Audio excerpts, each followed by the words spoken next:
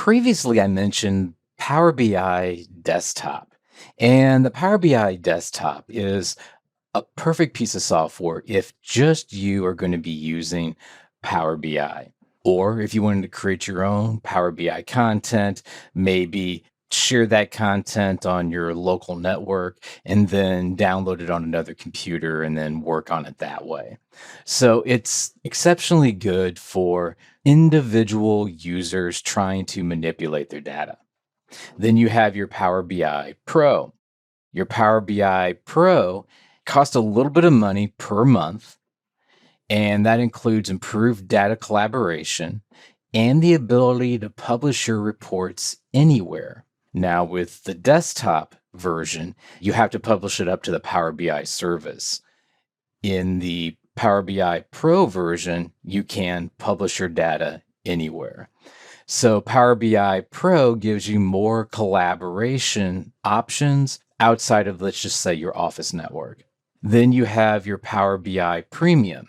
And I consider this your IT version of Power BI.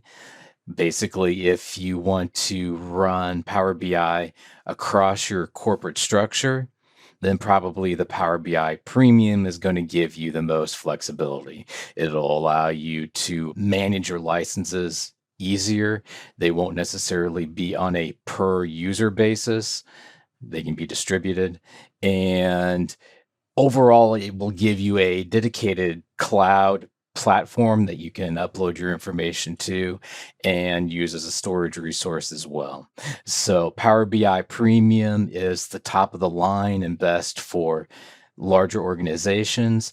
Power BI Pro, that's good, particularly for smaller organizations, and you just want to have a team of a few users that can share the data any way that they want to.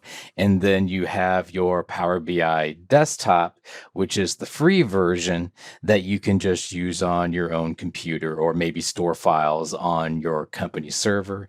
And then anybody with access to that drive can then access that data.